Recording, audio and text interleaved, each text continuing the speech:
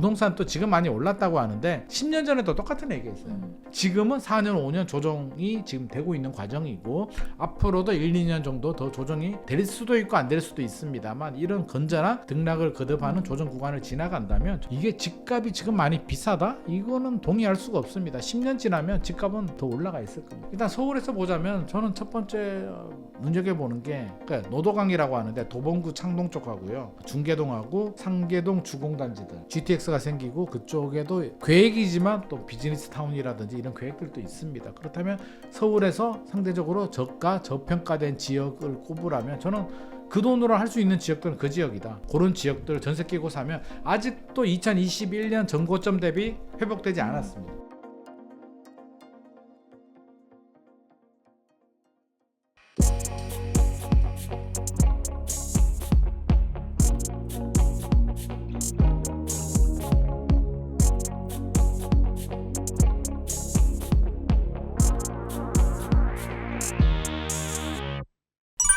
지금 이제 상황 자체가 요즘은 부동산으로 돈을 버는 게 쉽지 않다.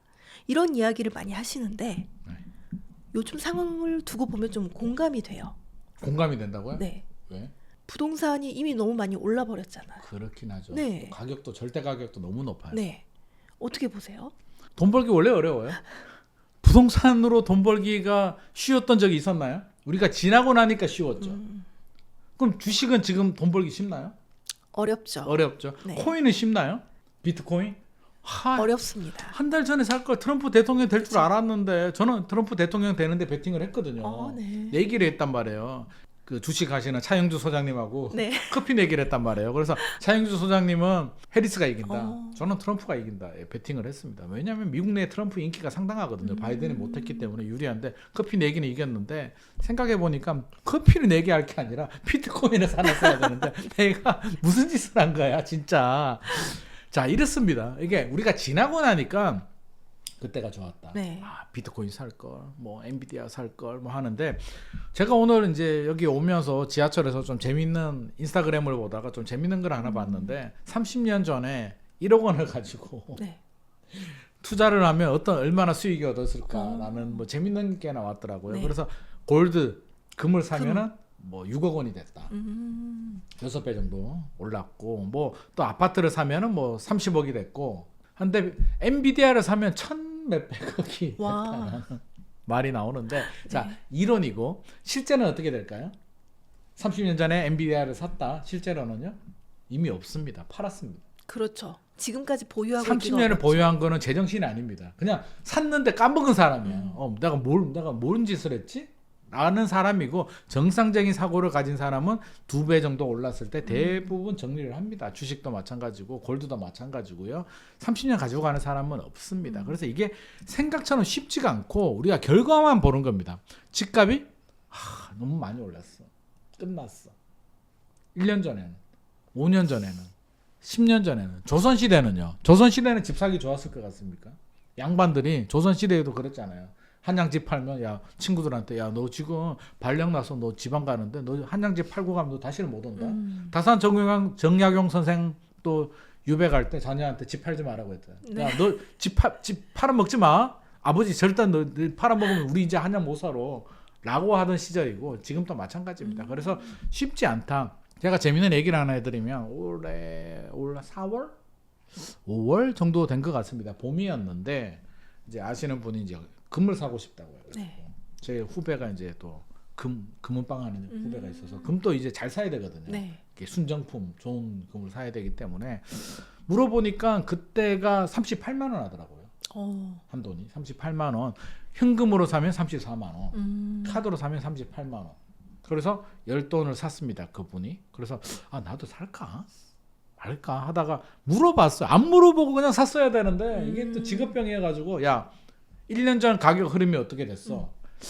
형 1년 전에 28만 원 했는데 지금 38만 원이니까 최근 몇 년간 가장 높은 가격입니다. 딱 이러는 거예요. 1년 만에 이렇게 많이 올랐다고? 28만 원에서 38만 원이면 30% 상승을 했고 지금까지 가장 높은 전고점이다? 야 이거는 오버슈팅 같은데? 야 좀 제거가 되면 30만 원 초반 구간에 오면 연락해. 내가 살게. 네. 이게 말도 안 되는 직업병인데 그냥 샀어야죠. 돈 있고 필요하면 사야지. 뭘 기다려. 어떻게 될 줄 알고. 금값이 30만 원 초반으로 내려온다는 보장이 있나요? 없죠. 올라간다는 보장도 없지만 내려간다는 보장도 없는데 흐름을 보면 올라가는 추세였단 말입니다. 그러면 샀어야지. 지금 50만 원 넘잖아요. 네. 내가 무슨 짓을 하죠. 뭐가 떨어져. 그냥 사도 38만 원에 사서 50만 원이면 지금 몇 퍼센트 올랐는데요. 그러니까 지나고 나니까 이렇게 얘기를 하는 거고 그 당시로는 그 금은방을 하는 후배조차도 형 너무 많이 올랐는 것 같아. 내가 생각해도 이거 오버슈팅이야. 말이 안 돼. 네. 뭘 말이 안 돼. 말이 되지. 그냥 사라고 했어야지. 아유 후배 잘못 떠가지고 이렇게 남 탓을 합니다. 자 이렇게 됐기 때문에 부동산도 지금 많이 올랐다고 하는데 10년 전에도 똑같은 얘기했어요. 제가 2012년, 2013년 얘기해 드릴까요? 서울이 바닥이었을 때 잠실주공 5단지가 뭐 8억 7천 하고 그때 전세가 3억 했거든요. 그러면 5억 있으면 네. 샀잖아. 개포주공이 5억 7천 했습니다. 34평 배정 받을 수 있는 물건. 지금 DH 퍼스트 아이파크 네. 5억 7천? 전세가 9천? 그러면 한 5억도 안 되는 돈이면 34평 배정 받는 개포주공을 샀는데 지금 뭐 30억 넘잖아요. 네. 왜 안 샀을까? 왜? 그때는 무서웠으니까요. 그 가격도 두려우니까요. 우리는 미래를 모르기 때문에 항상 두렵습니다. 오르면 올랐다, 오버슈팅 됐다고 두렵고요. 내리면 내린다고 두렵습니다. 미래를 모르기 때문에 적정 가격을 우리가 판단할 수는 없습니다. 저평가는 시간이 지나서 판단하는 문제지 지금 우리가 저평가다 아니다를 무슨 기준으로 골드가 저평가일까요? 비트코인이 저평가일까요? 비트코인이 지금 막 많이 올랐잖아요. 네. 뭐 88,000달러 뭐 지금 이런 네. 얘기를 하고 있는데 그러면 이게 고평가일까요? 가장 높은 가격인 건 맞는데 비트코인이 예를 들어서 1억 같다. 5년 후에 만약에 10억 같다라고 하면 1억이 굉장히 저평가잖아요. 굉장히 저렴했던 거죠. 저렴했던. 네. 그때 되면 그때 살 걸 이라고 할 수도 있고 5년 지났는데 뭐 여전히 그 가격이라고 하면 아닐 수도 있는데 그건 아무도 모르죠. 비트코인이 10억이 갈지 다시 5천만 원 갈지 누가 알겠습니까? 그래서 저는 미래의 불확실성을 가지고 우리가 고평가를 논하지는 말자. 단 2020년, 2021년이 제가 버블이 있었다고 하는 이유는 단기간에 2015년에서 2021년까지 7년 동안 집값이 2배에서 3배 정도 올랐기 때문에 단기 급등에 대한 버블이 있었다고 하는 거고 네. 절대 가격을 가지고 얘기하는 건 아닙니다. 엘스가 27억이면은 버블이고 27억 넘어가면은 버블이고 27억 이하면 괜찮다. 이런 기준이 어디 있습니까? 저는 흐름을 보고 얘기하는 거예요. 그런데 지금은 4년, 5년 조정이 지금 되고 있는 과정이고 앞으로도 1, 2년 정도 더 조정이 될 수도 있고 안 될 수도 있습니다만 이런 건전한 등락을 거듭하는 조정 구간을 지나간다면 저는 이게 집값이 지금 많이 비싸다? 이거는 동의할 수가 없습니다. 10년 지나면 집값은 더 올라가 있을 겁니다. 왜냐하면 화폐 가치가 떨어지잖아요. 네. 제가 여러 번 강조하지만 지금 화폐 가치와 10년 후의 화폐 가치는 다릅니다. 지금 1억 원이 있다? 10년이 지나면 그 1억 원이 그대로 은행에 넣어두면 물론 뭐 이자는 붙지만 실질가 금고에 넣어둔다면 은행이 아니라 금고에 넣어둔다면 7,400만 원밖에 안 되는 거고요. 골드로 사면 지금보다 더 올라가 있을 거고 실물 자산을 사면 어떻게든 물가 상승률만큼 인플레이션 방어를 하기 때문에 올라가 있습니다. 그래서 저는 지금이 비싸기 때문에 못 산다는 논리는 맞지 않다. 단기간에 급등을 한 거는 맞다면 그 조정 과정을 지나가면 되는 문제이기 때문에 가격을 가지고 이게 고가다, 고평가다, 아니다를 판단할 수는 없을 것 같습니다. 네. 뭐 사실 부동산뿐만 아니라 모든 투자 자산에서 환호해서 팔고 또 얼어붙었을 때 매수하라 이런 말이 있는데요. 지금이 매수하기에 적기라고 보시나요? 그게 말이 쉽지. 뭐 환호에 팔고 얼어붙을 때 사라는 게 굉장히 이론적이고 맞습니다. 네. 맞습니다. 맞고요. 맞는 말인데 이게 현실에서는 막 올라가자. 제가 뭐라 그랬나요? 기대감, 주식과 부동산의 기대감에 살고 불확실성에 죽는다고 했잖아요. 환호를 지른다는 건 더 올라갈 것 같은 기대감이 이제 막 그렇죠. 그게 달했는데 그 기대감을 무시하고 내가 판다. 와 이거 굉장히 어렵습니다. 어렵고요. 잘못하면 환호 더 지를 수도 있거든요. 문재인 정부 시절에 2017년 거슬러 올라가면 2015년부터 2021년까지 집값이 올랐는데 2017년에 파신 분들도 많아요. 왜? 15, 16, 17, 3년 올랐거든. 아, 이거 환호에 팔아야 돼. 팔았는데 환호가 더 질러. 더 올라가. 미쳐. 2017년부터 더 많이 올랐거든. 그러니까 환호도 잘 봐야 된다. 제가 냉정한 답을 드리자면 환호가 끝난 다음에 팔아야 된다. 환호가 끝난 다음에 환호 지르고 끝났잖아요. 그러면 끝났다는 얘기는 파티가 끝났잖아요. 파티가 끝나면 집값이 뚝 떨어질까요?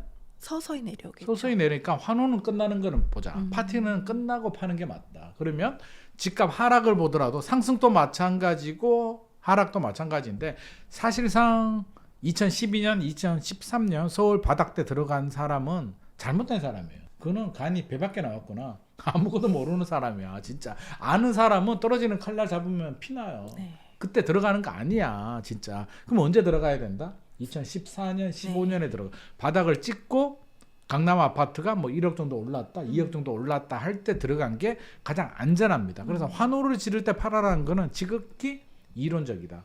막 힘들어하는 친구한테 괜찮아.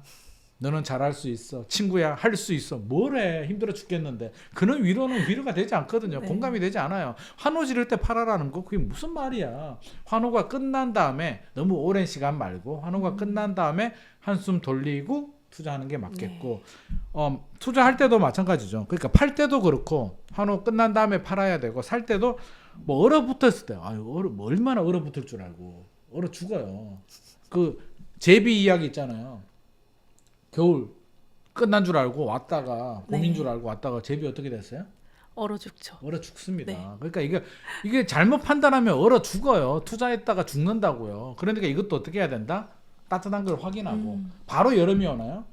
요즘 봄이 좀 짧아지긴 했습니다만 봄 기운이 있고 여름이 오니까 봄 기운이 확실히 왔을 때 뭐 벚꽃 피고 개나리 펴고 할 때 해야지 그냥 따뜻한 바람이 잠깐 느껴진다고 해서 들어갔다가는 제비처럼 그냥 갑니다. 골로 가니까 이거는 이론은 믿지 마시고 저는 항상 한 단계 더 지나고 나면 그때 환호 질렀을 때 팔았어야 되는데 그거는 지나고 나서 우리가 과거를 돌아보니까 정확한 타이밍을 아는 거고요. 실제로 정확한 타이밍은 그냥 운이다.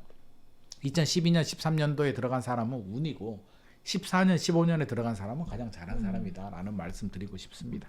네. 그렇다면 지금 같은 시기에 매수하기 좋은 지역을 한번 금액대별로 한번 이야기해 주실까요? 일단 무주택이라는 걸 제가 전제 조건으로 네. 좀 할게요. 왜냐하면 다주택자들은 아쉬울 게 없잖아요. 그렇죠. 예를 들어서 제가 지금 3주택이다 라고 한다면 굳이 지금 4주택으로 가서 취득세 중과세 맞고 양도세도 그렇고 양도세는 이제 한시적으로 뭐 중과세는 빠졌습니다만 네. 종합부동산세든 여러 가지가 좀 불리하잖아요. 그래서 3주택자는 만약에 내년에 2025년에 집값 오르면 땡큐잖아요. 아니 3개 있는데 올라가면 됐지. 뭘 또 4개까지 해가지고 더 올라가면 좋겠으나 그거는 욕심이다. 네. 그래서 다주택자들은 2차 하락이 오거나 좀 더 조정이 지나가고 한 번 더 바닥을 찍고 올라가는 걸 확인하고 들어가는 게 맞을 것 같고 무주택자라면 우리가 정확히 미래는 알 수 없기 때문에 필요한 분들. 그래서 저는 무주택자들이라면 일단 귀를 막으세요. 오르고 내리고 어쩌고 저쩌고 뭐 불확실한 사실 예측이라는 게 불확실하잖아요. 주식도 그렇지 않나요? 증권사 애널리스트들 얘기하면 일주일만 지나도 다 틀리잖아요. 네. 부동산 전문가들도 얘기하고 다 틀리잖아요. 항상 논리는 있지. 이거 뭐 이렇게 될 줄은 몰랐고 금리 흐름이 어떻게 되고 트럼프가 이렇게 할 줄은 몰랐고 모르니까 불확실성이죠. 그 불확실성의 전문가의 예측을 믿고 나의 내 집 마련 기회를 거기에 온전히 불확실성 확률에 판단하는 건 좀 맞지 않다. 무주택자는 어떻게 해야 된다? 필요하면 사야 된다. 네. 그러면 나의 기준에서 남을 보지 말고 분위기에 휩쓸리지 말고요. 남들이 막 사고 내가 불안하니까 내가 구입을 하는 게 아니라 내가 자금이 되고 필요하다면 구입을 하는 게 맞습니다. 내년에 더 떨어지면 어떡하죠? 뭘 어떻게 해요? 더 떨어지면 더 떨어지는 거지. 왜? 한 번 사면 보통 7년 가지고 가거든요. 네. 평균 보유 기간이 7년 정도 됩니다. 7년 후는 올라가 있을 확률이 높겠죠? 매우 높죠. 그러면 저는 51%의 확률에 베팅을 해야 된다고 보거든요. 확률은 51%보다 올라가면 베팅하는 겁니다. 동전 던졌을 때 이쪽 동전이 더 나올 확률이 높거든요. 그런 분들은 내 집 마련하는 게 맞는데 이제 전략을 좀 짜야겠죠. 그러면 어느 지역에 어떻게 들어가는 게 맞느냐인데 전제 조건은 절대 무리한 투자는 하면 안 되겠다. 무리한 투자가 뭐냐면 대출을 받는데 금리가 올라갈 수도 있죠. 네. 뭐 내려갈 확률이 저는 많다고 베팅을 합니다만 만약에 금리가 다시 불확실성이 커져서 2022년처럼 금리가 올라간다. 대출 이자가 2배 정도 늘어난다. 라고 했을 때도 버텨야 되잖아요. 버틸 수 있는 리스크 관리 3년 정도는 버텨야 됩니다. 이게 전제 조건이 되는 거고요. 자, 여기서 이제 금액대별로 우리가 좀 알아보자는 거죠. 금액대별로. 그러면 3억 정도? 네, 괜찮은 것 같은데요. 3억? 3억 모으기도 힘듭니다. 사실 큰 금액이죠. 큰 금액입니다. 네. 사실 1억 모으기도 굉장히 힘들어요. 아니 먹고 살기도 힘들어 죽겠는데 1억을 어떻게 모읍니까? 하지만 어떻게든 3억을 모았다라고 하면 현실적으로 서울에서 이제 많은 분들이 이제 서울을 좋아합니다. 서울은 미분양도 적고 입주 물량도 적고 좋은데 3억으로 현실적으로 한강 벨트에 들어가는 건 불가능합니다. 왜냐하면 대출을 받아도 LTV 아무리 고려해도 물론 신혼부부들은 뭐 LTV가 80%까지 뭐 나오기는 합니다만 그렇게까지 대출 받는 거는 물론 뭐 디딤돌 대출이나 정책자금 대출을 받는 거는 좋은데 최근에 정부가 또 수도권 지역들은 또 네. 디딤돌 대출도 또 이제 규제하고 있기 때문에 5억 원 이하 아파트인데 대상이 5억 원 이하의 서울의 아파트 찾기는 현실적으로 굉장히 어려운 부분이고 어떻게 됐든지 3억 정도로 투자한다면 투자는 이제 두 가지 방법이 있잖아요. 대출을 받고 투자하는 방법, 전세를 전세. 끼고 투자하는 방법. 그거는 이제 본인의 선택의 방법인데 저는 투자라면 내가 당장 거주할 거 아니라면 주거와 투자는 좀 분리하는 것도 저는 괜찮겠다라는 입장입니다. 30대들 중에서 이제 결혼하신 분들도 있고 네. 부모님 집에 거주할 수도 있는 분들도 그렇죠. 있잖아요. 부모님이 지방에 계셔서 어쩔 수 없이 이제 임대로 살아야 되는 분들도 계신데 첫 번째는 부모님이 서울 수도권에 계셔. 그렇다면 저는 일단 메뚜기 빈대 작전을 좀 부모님한테 달라붙으십시오. 네. 일단 달라붙으면 주거 비용이 기본 100만 원에서 150만 원은 세이브가 됩니다. 내가 월세 살아도 요즘 기본 60, 70은 그냥 나가잖아요. 그렇죠. 그 관리비에 내가 또 샴푸, 비누 먹고 하는 거 다 써야 되잖아. 그러면 150만 원 그냥 나가는데 부모님 집으로 들어가는 순간 150만 원 세이브 되거든요. 네. 그 150만 원을 이제 종잣돈으로 만들어야 됩니다. 그래서 붙고 전세 끼고 사는 거죠. 그러면 3억으로 전세 끼고 사면 한 6억 정도 아파트 살 수가 있고요. 뭐 2억이면은 한 뭐 4, 5억짜리 살 수가 있는데 일단 서울에서 보자면 저는 첫 번째 눈여겨 보는 게 교통, 미래 가치 네. 봐야 되잖아요. 그러면 저는 상계동과 중계동, 창동, 그러니까 노도강이라고 하는데 도봉구 창동 쪽하고요. 중계동하고 상계동 주공단지들. 왜냐하면 상계주공 같은 경우는 용적률이 좀 낮고 88년도, 89년도 그때 이제 입주한 단지들이기 때문에 재건축 허용이 연한도 됐고 괜찮습니다. 그리고 그쪽에 창동역에 GTX도 생기고 네. 그 지역의 유일은 아니고 뭐 단점이라고 한다면 직장이 별로 없어요. 그래서 항상 상습 교통 체증이 유발이 되는데 GTX가 생기고 그쪽에도 계획이지만 또 비즈니스 타운이라든지 이런 계획들도 있습니다. 그렇다면 서울에서 상대적으로 저가 저평가된 지역을 꼽으라면 저는 그 돈으로 할 수 있는 지역들은 그 지역이다. 물론 선생님 그래도 한강 벨트가 좋지 않을까요? 아 좋지. 좋은데 돈이 있냐고. 그러니까 내 돈에 맞춰야 되는 거예요. 상담하다 보면 가끔 그런 분들이 있어요. 아 선생님 저는요 역세권에 교육 환경도 좋고 네. 한강도 보이면 좋겠고 브랜드 아파트에 신축이면 더 좋겠네요. 공원도 좀 있으면 좋고. 그럼 제가 항상 얘기하죠. 현금 한 30억 들고 오시면 제가 좀 추천해 드릴 수는 있습니다만 라고 하죠. 그러니까 나의 기준을 세워야 되는데 다 만족할 수는 없어요. 그러면 제가 팁을 하나 드리면 다 만족 못한다고 했죠. 그러면 내 자금에 맞춰서 투자를 해야 되는데 그러니까 조건을 만족할수록 가격은 올라갑니다. 그러면 우선순위를 정해야죠. 1번부터 10번까지 뭐 자녀가 있는 분들은 교육이 될 수도 있고 네. 초등학교가 될 수도 있고 새 아파트가 될 수도 있고 역세권이 될 수도 있고 뭐 여러 가지가 있잖아요. 우선순위를 정한 다음에 돈이 많을수록 1, 2, 3, 4, 5의 범위가 넓어지는 거고 돈이 없을수록 좁아듭니다. 그러면 돈이 부족하면 1번만 생각하든지 아니면 2번만 생각하든지 1, 2, 3만 생각하든지 생각하십시오. 그러면 투자 가치가 우선이다라고 하면 내가 거주할 집이 아닌데 네. 상계동이면 어떻고 중계동이면 어떻고 창동이면 어떻고 강남이면 어떻습니까? 돈만 벌면 되지. 그렇죠. 근데 돈이 부족하기 때문에 안 되는 거니까 그런 지역들 전세 끼고 사면 아직도 2021년 전고점 대비 회복되지 않았습니다.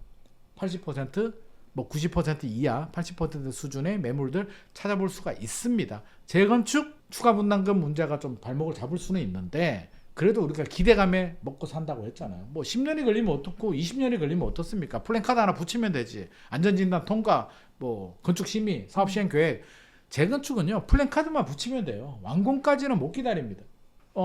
최근에 그 일기 신도시 뭐 손도지구 뭐 네. 얘기 나오는데 일기 신도시가 2027년에 착공 들어갈 수 있겠습니까? 쉽지 않아 보여요. 쉽지 않아요. 네. 진행해도 저는 2037년에 착공 들어가도 다행이다. 저는 그렇게 봅니다. 그게 절대 빠르지 않고요. 최근에 서울이 뭐 지상철 네, 지하로 집어넣고 뭐 그런 얘기 나오는데 그게 빨리 되겠습니까? 엄청 오래 걸리는 사업입니다. 그러면 어차피 빨리 안 된다면 우리가 호재가 있는 기대감이 있는 지역으로 들어가는 게 좋기 때문에 그런 지역도 눈여겨보는 게 좋겠고, 또 하나 팁을 드리면 또 청약 시장도 괜찮은데 많은 분들이 실제로 이제 30대 분들 만나보면 청약이 잘 안 돼요. 가점 점수도 낮고. 네. 그래서 물어보면 정말 신중해. 떡줄 사람은 생각도 안 하는데 너무 신중해서 서울에 나오는 정말 좋은 거 있잖아요. 뭐 원펜타스 네. 뭐 이런 거 로또 나오는 걸 청약을 해. 아니 그게 당첨이 되냐고. 전생에 나라를 구해도 안 되는데. 일단 가점 점수에서 안 되고 추천 물량이 있는데 그 몇십만 명이 몰리는 곳에 내가 된다는 보장이 어디 있어요. 전생에 나라를 구해야 됩니다. 전생에 내가 적어도 이순신 장군 아들 정도는 돼야 돼. 그래야 당첨이 되지. 아마도 내가 당첨이 안 되는 거 보면 전생에 내가 나라를 팔아먹었을 수도 있어. 저는 그런 생각도 들어요. 나는 잘 안 되거든요. 청약하면 다 떨어지거든요. 과거에 무주택자 할 때도 뭐 2대1도 떨어지고 안 돼요. 저는 안 됩니다. 안 돼요. 근데 이렇게 얘기를 하니까 어떤 분은 그 얘기를 하더라고요. 선생님 저는요 100명 모집에 101명이 신청을 했는데 그 한 명이 접니다. 101명에 한 명이 떨어질 수도 있어요. 그 사람은 진짜 전생에 나라 팔아먹었다 진짜. 그러니까 청약은 힘들어요. 힘들면 어떻게 해야 된다? 아무 곳이나 하면 안 되지만 그래도 도전을 많이 해봐야 된다. 그렇잖아요. 로또 한 번 사면 당첨이 됩니까? 그 좋은 꿈을 꾸도 될까 말까인데 그냥 사면 안 되면 청약도 좋은 물량들은 꾸준히 해야 된다. 좋은 물량이 뭐다? 기본적으로 분양가 상한제가 적용이 되는 공공택지. 분양가 상한제는 두 가지 경우입니다. 규제지역이거나 공공택지에 되는데 규제지역 강남 3구, 용산구는 절대 가격 자체가 높기 때문에 3억으로 접근할 수 없는. 네. 당첨이 돼도 부모님이 능력 때문에 모를까 본인은 안 됩니다. 안 되기 때문에 저는 공공택지 눈여겨보는데 실제로 공공택지 수도권에서 지금 또 나오고 있거든요. 저는 매주 이제 분양단지들 다 분석을 하는데 분양가 상한제 적용되는 단지들이 매주 한두 개씩은 나와요. 그러니까 그런 건 집어넣으셔라고요. 선생님 집값 떨어지면 어떡해요? 아니 보통 평균 7년을 보유하고 분양을 받으면 3년 후에 입주하고 7년 보유하면 10년을 가는데 10년 후에는 택지지구들이 인프라가 좋으니까 올라가 있겠죠. 그러니까 내년에 집값 오르고 내리고는 사실상 우리가 지금 집 사는데 중요한 포인트가 아니라고요. 내년에 선생님 2025년에 집값 올라요 내려요? 왜요? 내리면 집 사려고요. 내릴 때 집 사기 힘들다고 제가 말씀드렸잖아요. 네. 그러면 우리가 7년, 10년 후를 보는 거고 내년에 집 사고 안 사고는 다주택자들이 하나 더 살까 말까를 고민하는 전략이다 라고 말씀드리면 공공택지에 분양가 상한제가 적용되는 단지들은 저는 좀 도전하셔라. 수도권 지역에. 뭐 지방은 또 다른 문제고요. 네. 수도권 지역에 공공택지나 좀 부모님이 능력이 되면 강남에 그런 물량들 도전해도 좋겠다. 그래서 3억 정도로 하시는 분들은 청약이거나 이렇게 상계동, 창동, 중계동 쪽에 소형 아파트 눈여겨보면 좋을 것 같고요. 또 하나 방법은 이제 경매. 경매도 어떻게든 시세보다 저렴하게는 살 수 있습니다. 물론 뭐 경쟁률이 높다라고 하는데 터무니없이 반값으로 낙찰받기는 어려워요. 근데 시세보다는 저렴하게 살 수는 있는 건 맞습니다. 그러니까 경매도 갑자기 뚝 되는 건 아니잖아요. 그러니까 공부도 좀 하고 종자손도 좀 만들고 하는 시기가 이제 그때인 것 같습니다. 그래서 방법을 청약만 하지 말고요. 경매만 하지 말고 급매만 하지 말고 세 가지 방법을 다 동원하자. 그래서 청약 좋은 거 나오면 계속 청약을 하고 아무거나 말고 분양가 상한제가 적용이 되는 그 택지지구. 네. 저는 항상 택지지구. 서울을 제외하면 저는 택지지구라고 생각을 합니다. 서울은 땅이 없으니까 서울 전체가 다 알짜배기고 서울을 제외하면 인구 감소 시대에도 앞으로 10년 후에도 살아남을 곳들은 가급적이면 저는 택지지구. 택지지구는 딱 계획도시잖아요. 새 아파트에 학교도 있고 공원도 있고 편의시설, 상가들도 잘 갖춰져 있기 때문에 택지지구 위주로 좀 접근하는 게 좋을 것 같습니다. 3억 원 정도라면 저는 이런 전략 추천해주고 싶습니다. 그렇다면 5억 정도라고 생각하면은 또 범위가 좀 더 넓어지겠죠? 넓어지죠. 5억에서 10억 사이 정도로 네. 우리가 생각을 해보죠. 5억에서 10억 정도 사이면 사실은 굉장히 큰 돈이에요. 네. 굉장히 큰 돈임에도 불구하고 막상 투자하려고 하면 제일 어려운 구간이 사실 이 구간이에요. 맞습니다. 왜냐하면 자 3억 정도면은요 본인도 알아요. 3억으로 내가 좋은데 못 들어가는 걸 알기 때문에 기대감이 크지 않아요. 그러니까 눈이 좀 낮아요. 눈이 낮아서 그냥 그래 상계동도 괜찮아, 금광구도 괜찮아, 네. 청약도 괜찮아라고 하는데 5억 이상이 되면 일단 눈이 좀 높아. 눈이 좀 높아요. 그럼 약간 스펙이 좋아. 키도 크고 얼굴도 잘생기고 직장도 좋아. 남자든 여자든 이런 분들이 눈이 좀 높잖아요. 눈이 높은데 나이가 이제 점점 먹어가면 이제 점점 선 들어오는 횟수가 줄어들잖아요. 만남의 횟수가 줄어드는데 눈은 여전히 높아. 그러니까 5억에서 10억 구간이 저는 이런 구간인 것 같습니다. 눈이 좀 높아. 내가 어떻게 모은 돈인데 물론 굉장히 큰 돈이에요. 5억 10억이면 거의 뭐 VIP급의 큰 돈임에도 불구하고 막상 투자하러 가면 강남에 집 사기 쉽지 않습니다. 네. 쉽지 않아요. 그래도 찾아보면 있습니다. A급은 못 사요. 우리가 소위 말하는 뭐 우리가 반포의 그런 아파트들, 네. 또 개포의 새 아파트, 또 엘스 리센치 이런 아파트를 5억에서 10억으로 사기는 현실적으로 좀 어렵고 소형은 살 수 있습니다만 쉽지 않은데 그런 A급을 제외한 랜드마크를 제외한 아파트들이라면 저는 충분히 찾아볼 수 있다고 봅니다. 송파구, 또 강동구, 동작구, 마포, 성동 네. 이런 데서는 충분히 가능하기 때문에 반포, 압구정 이런 데는 좀 안 됩니다. 그래서 그런 데 좀 너무 눈을 너무 그렇게까지는 하지 마시고 현실적으로 살짝만 좀 내립시다. 네. 그래서 여의도, 압구정, 반포는 신흥도 아니지 어너더 레벨 그들만의 리그이기 때문에 쳐다보지 말자. 오르지 못할 곳은 쳐다보지 말자. 그래서 그들 지역은 꿈입니다. 제가 볼 때는 뭐 전생에 나라 구하면 가능하겠지만 버리고 내가 할 수 있는 지역들 동작구, 강동구, 송파구, 마포, 성동구에 5억에서 10억으로 전세 끼고 투자할 물건들이 있습니다. 찾아보면 있어요.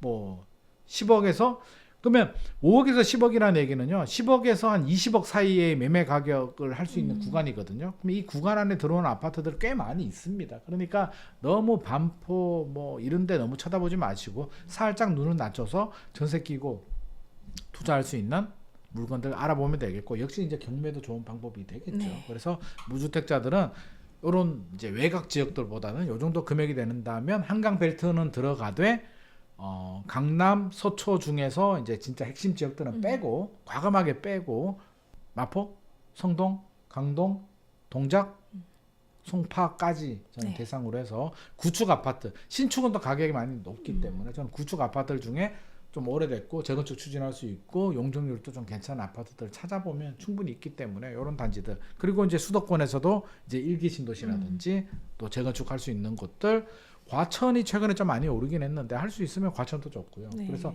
수도권에서 너무 많이 가지 말고 서울에 붙어 있는 수도권 지역들 관심 있게 지켜봐도 좋겠죠. 네.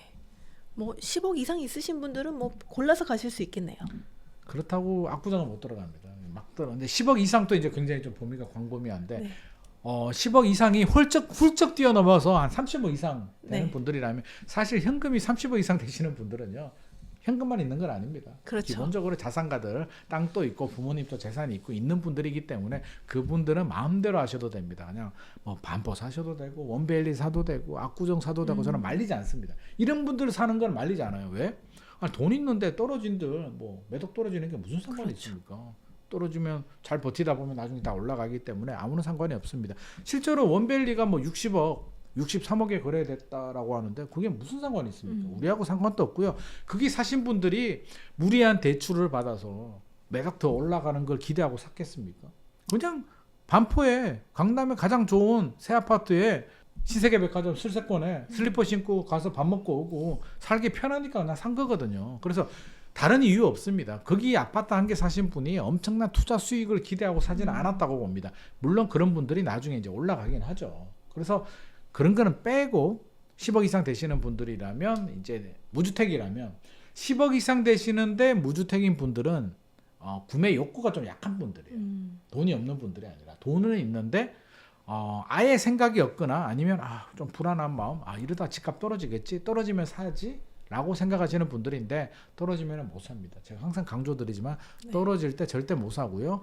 이런 분들 중에 필요하신 분들이라면 뭐 저는 지금이라도 사라. 그리고 내년에 떨어져도 어쩔 수 없다. 만약에 왜? 5년 후 10년 후는 올라가 있으니까. 하지만 정 불안하다. 도저히 안 되겠다. 나는 진짜 억울해서 안 되겠어. 그런 분들 계시거든요. 지금까지 기다린 게 억울해가지고 나는 차라리 그냥 전세로 계속 살면 살았지 억울해서 나는 지금 못 들어가겠다 하시는 분들은 만에 하나라도 확률이 50%는 안 됩니다만 이차하게 혹시라도 뭐 혹시 압니까? 트럼프가 또 이상하게 해가지고 뭐 금리가 올라간다든지 네. 말도 안 되는 상황이 발생하게 되면 불확실성이 생기면은 떨어집니다. 집주인들이 호가 안 내릴 것 같잖아요. 그냥은 안 내리는데 불확실성이 커지면 내립니다. 내리게 되면 뭐 고점 대비 30% 아니면 핵심 지역들도 20% 이상 내려가게 되면 그때 사면 되잖아요. 그때도 안 산다면 본인을 돌아보십시오. 내가 문제입니다. 그러니까 떨어져도 못 사고 안 떨어져도 못 사면 본인이 하자가 있는 거지. 내가 결정장애 하자가 있기 때문에 그거는 영원히 안 사든지 아니면 내가 진짜 부동산하고 안 맞다고 한다면 차라리 과감하게 금융에 투자하든지. 제가 볼 땐 그런 분들은 주식도 못 살걸요. 안정성이 높은 부동산도 못 하는데 주식을 어떻게 합니까? 코인은 더 못 하죠. 네. 그러니까 계속 예금에 넣어둬야 되는데 제발 그러지는 마셔라. 그냥 돈 있으면 하시고 여유 자금이 있으시면 거기에 맞는 적절한 선택을 해야 되는데 떨어질 날만 기다려서는 현실적으로 굉장히 어렵다는 말씀 드리고 싶습니다.